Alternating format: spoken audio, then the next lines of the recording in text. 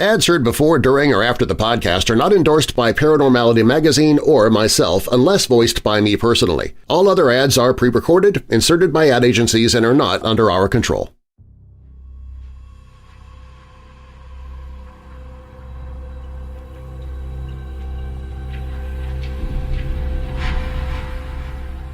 Welcome to Paranormality Magazine. Each week, Paranormality Magazine explores all Fortean subjects, from phantoms to UFOs and every cryptid creature in between. Each week, you're treated to a collection of well-researched and investigated stories, interviews, and reports on cutting-edge paranormal projects and topics they know you crave. And here in the podcast, I share stories from the magazine to give you just a taste of what you receive in every issue. I'm Darren Marlar, and this is Paranormality Magazine.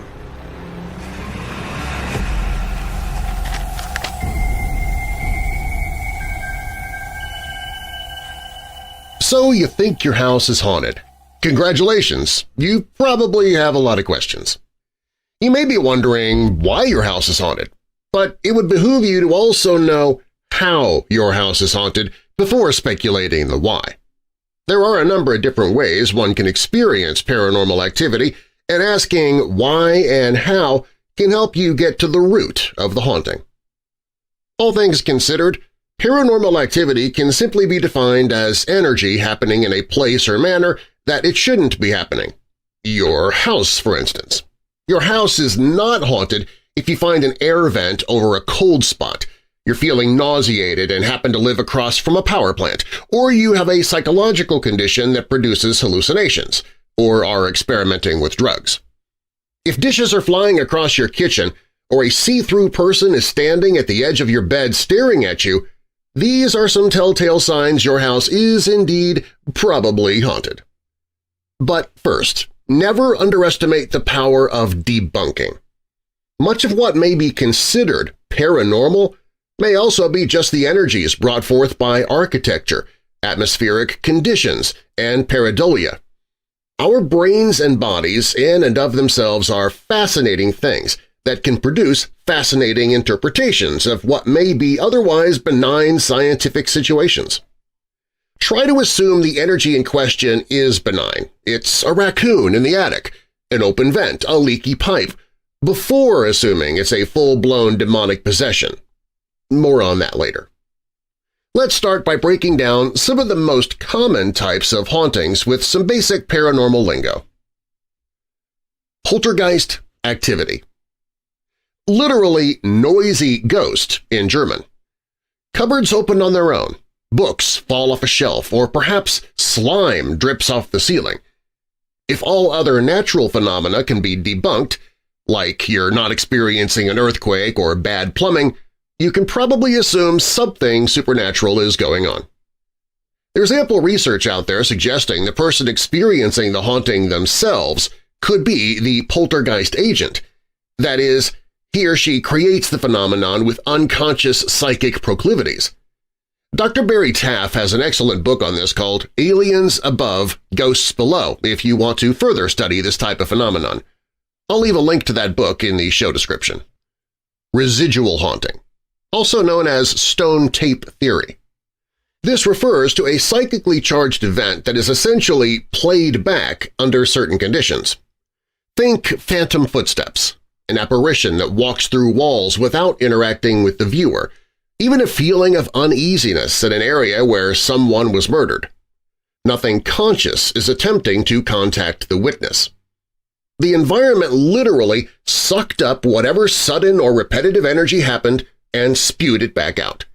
Battlefields are a prime example of the powers of residual energies. Sensitive people may feel a tightening around their throat in an area where someone was hanged a century ago. They may feel a stabbing pain in their rib cage in an area of an abandoned hospital where lobectomies were performed. They're simply picking up on a psychic imprint left behind in the atomic fabric of the space. There's not much you can do about these types of hauntings because they are embedded into the very history of the environment. They may decay over time, but chances are you're stuck with it. Thought forms, also known as egregores. This is a more psychic phenomenon in which inexperienced folks with negative intentions conjured up some nastiness in their basement that is wreaking havoc on their lives now. Some ghost hunters or TV personalities will call these demons or malevolent entities. This is not the ghost of a bad person. This is the collective plume of negative energy that manifests as, for instance, a black shadow figure crawling around on the ceiling.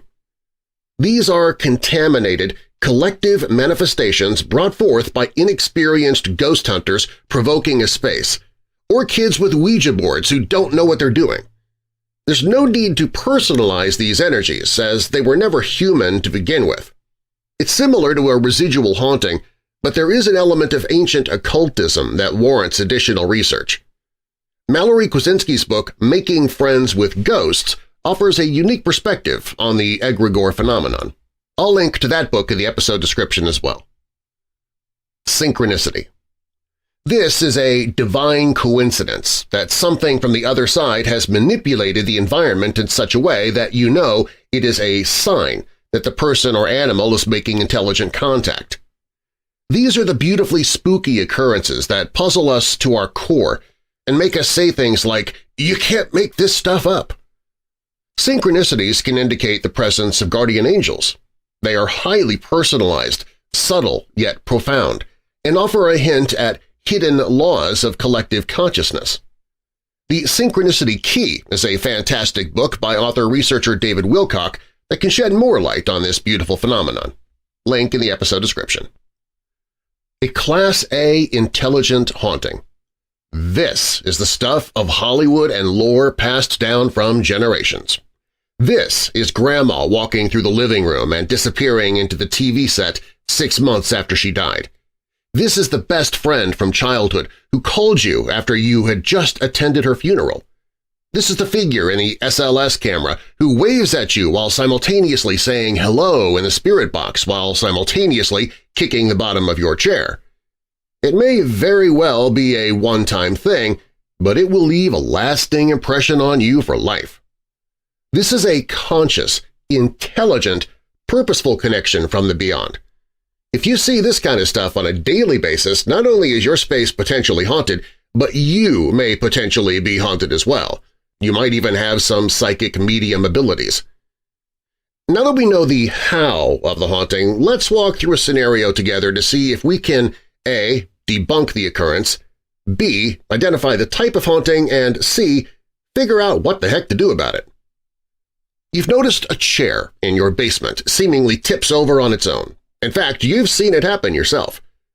Let's do a little paranormal root cause analysis to figure out what's going on.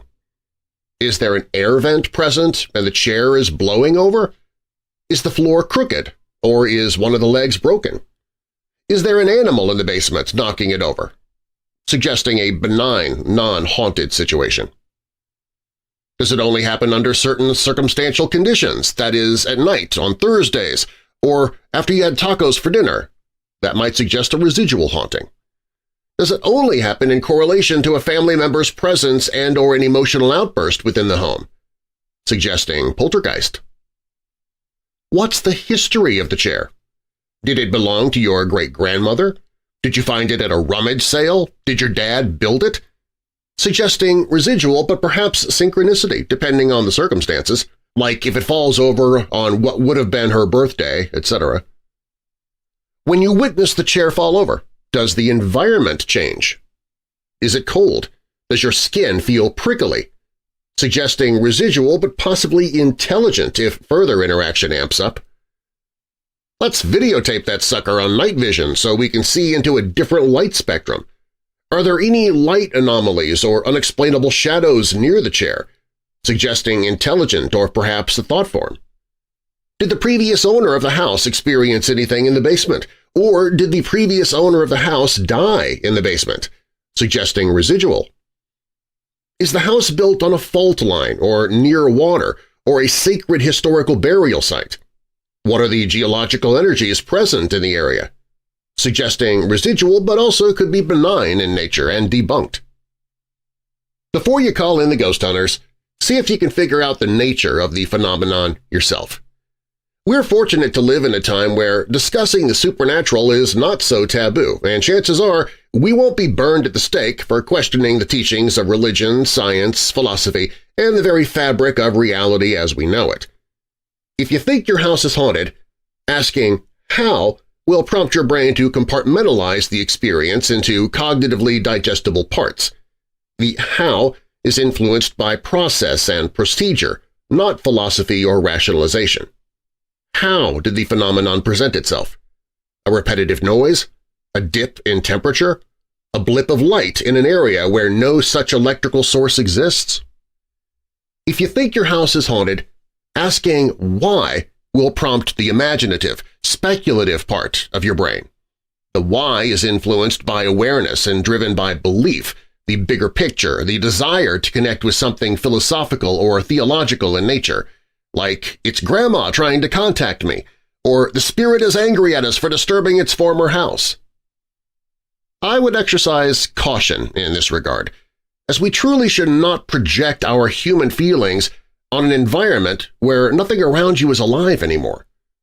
Who are we to assume a ghost still has unresolved feelings or emotions? Why do we think the dead have the same agenda we do, that they have the same emotions that they did when they were alive? By instead recognizing the paranormal as energy whose presence and manifestation we can't yet explain, rather than the dead projecting their feelings, hauntedness doesn't seem that, well, scary. So you think your house is haunted? Embrace it. You're either gifted as sensitive and/or worthy enough by some other force to recognize the phenomenon. The universe has winked at you. Are you ready to wink back?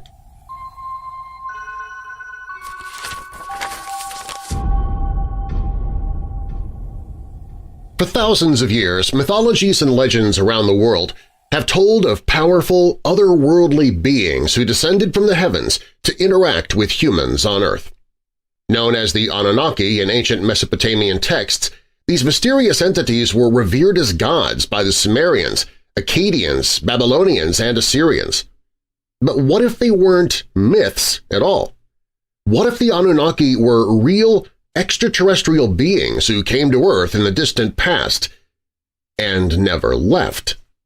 While mainstream scholars continue to dismiss tales of the Anunnaki as mere mythology, some researchers believe there is compelling evidence that these ancient visitors wielded great influence over early human civilizations. Zecharia Sitchin, a scholar who devoted his life to translating ancient Sumerian and Akkadian texts, controversially proposed that the Anunnaki came to Earth over 400,000 years ago from the planet Nibiru. Sitchin's translations describe how the Anunnaki genetically engineered modern humans to serve as their laborers. While Sitchin's theory remains hotly debated, those who believe the Anunnaki were more than myth cite a number of anomalous archaeological sites and artifacts in support of their claims. For example, the megalithic structures at Göbekli Tepe in southern Turkey were built around 12,000 years ago, far before the accepted origin of civilization. The incredibly precise and intricate stonework seems unfathomable for Neolithic humans. Some suggest Göbekli Tepe may have been established or guided by the otherworldly knowledge of the Anunnaki. The same could be said for ancient marvels like the Great Pyramids in Egypt, whose construction methods continue to baffle modern engineers. How did ancient peoples move and position massive blocks of limestone and granite with such precision? Were they helped by advanced technology from celestial visitors? Some theorists point to strange artifacts housed in museums around the world as proof of the Anunnaki's presence on Earth. The Saqqara bird, discovered in the sands of Egypt, resembles a modern airplane, complete with wings and the suggestion of a fuselage. How could ancient humans have designed something seemingly mimicking modern flight? But the biggest question is, could the Anunnaki still be here today, subtly shaping humanity's development in the shadows? While we treat legends of almighty gods descending from the sky as mere fables, perhaps we ignore these stories at our peril. If the Anunnaki walked among ancient humankind, Why couldn't their descendants continue to dwell among us? Some believe figures like Thoth and Quetzalcoatl, gods who supposedly taught human beings math, science, and philosophy in antiquity, were really Anunnaki, sharing a portion of their advanced knowledge. And if they revealed some of their secrets thousands of years ago, why wouldn't they continue to share their wisdom with certain segments of the human population today? In fact, some theorize that the Anunnaki never vanished because we can see them every day. Many of the world's elite political and financial leaders from secret societies like the Illuminati, the Freemasons, and the Bilderberg Group are said to be the mortal agents of otherworldly Anunnaki overlords. These shadowy organizations pull the strings of modern civilization, subtly giving us just enough technology to keep us compliant workers while hoarding their true scientific breakthroughs, said to be given directly to them by their alien masters working covertly behind the scenes. While none of these ideas can be proven definitively, the mere possibility is enough to make one wonder. Could ancient aliens really have visited our planet in its primitive past, kickstarting human civilization as we know it? Did they tinker with early hominids to fashion modern humans in their own image? And if the Anunnaki existed in antiquity, who's to say they ever actually left? They could still be here today, hiding in plain sight, surreptitiously overseeing the progress of the civilization they created. One thing is certain. If the Anunnaki are real, their true nature and relationship with humankind is something we have scarcely begun to understand.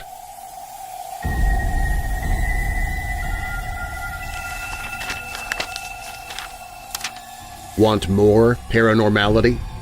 Subscribe to Paranormality Magazine, and each month get it delivered digitally or via mail in our print version.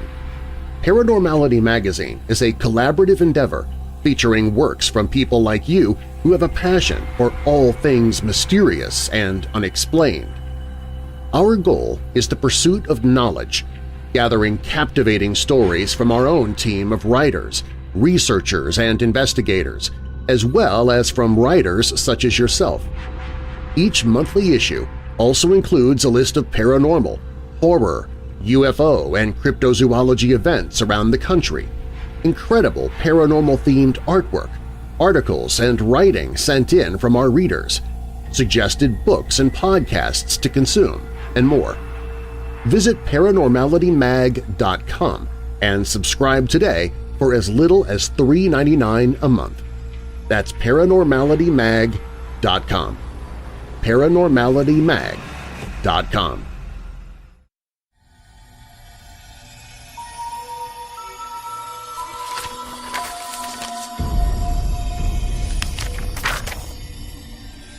All things that pass through a woman's looking-glass, they show her how her bloom must fade, and she herself be laid, with withered roses in the shade.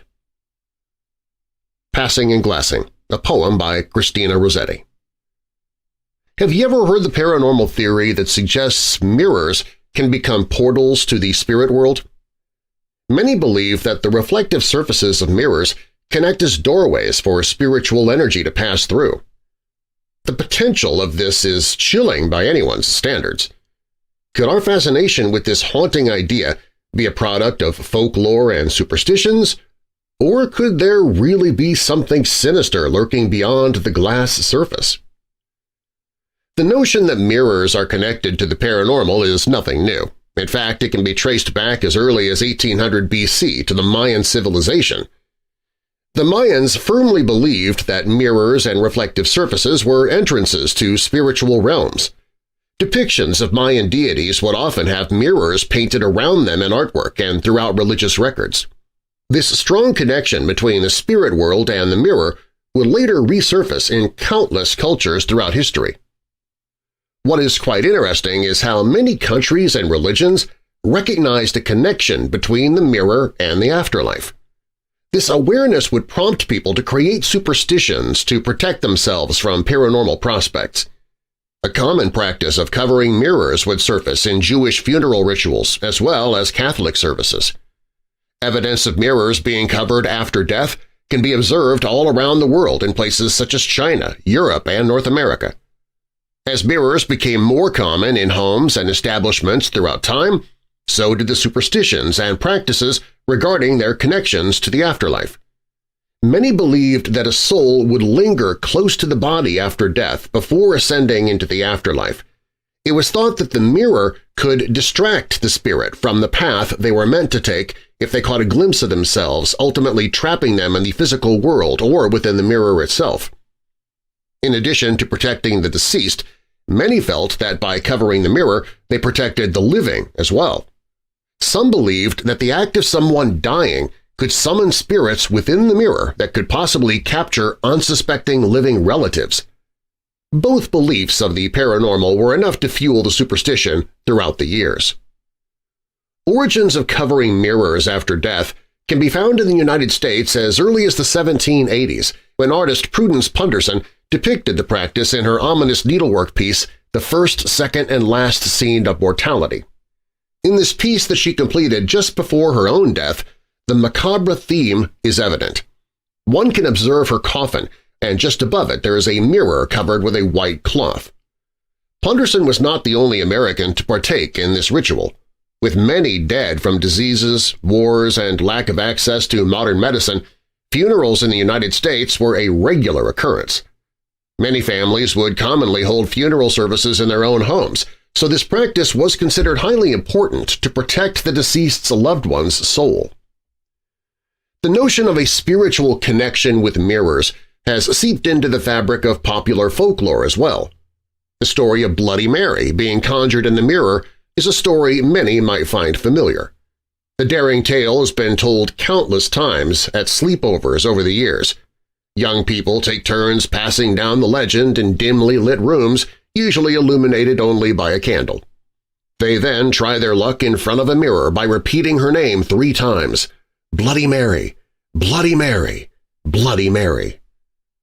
While little evidence suggests this legend has any tangible truth behind it, the game exists as a rite of passage for many thrill-seekers. While old houses and buildings are often categorized as commonly haunted spaces, mirrors can also join the ranks as commonly haunted objects. Perhaps it has something to do with the rich historic connections believed by so many cultures, or perhaps it has something to do with the very fabric of the spiritual veil itself. Mirrors are oftentimes the subject of spiritual activity reported in recent years across the paranormal landscape. Establishments such as the Stanley Hotel, the Roosevelt Hotel, and Zach Bagans Museum are some of the many well-known places that boast of owning a haunted mirror. This phenomenon begs the question as to what it is about the mirror itself that could make it a candidate for a haunting.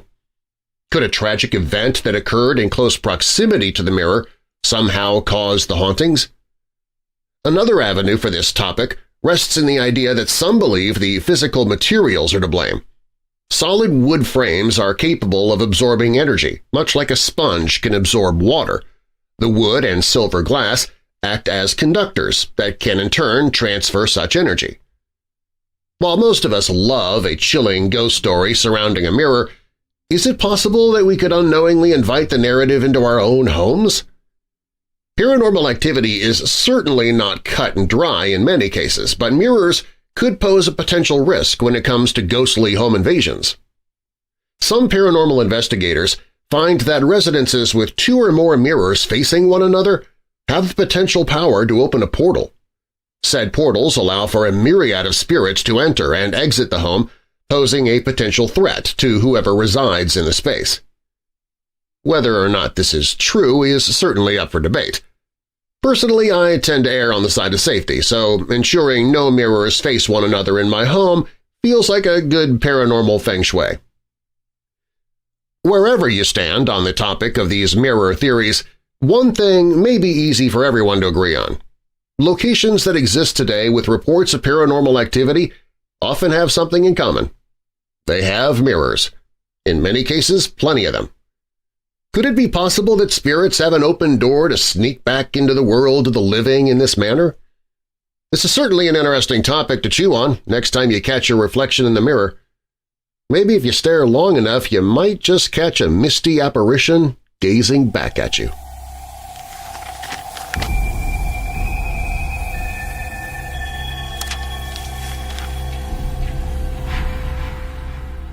Thanks for listening to Paranormality Magazine. Get more information about the magazine and subscribe to our monthly publication at paranormalitymag.com.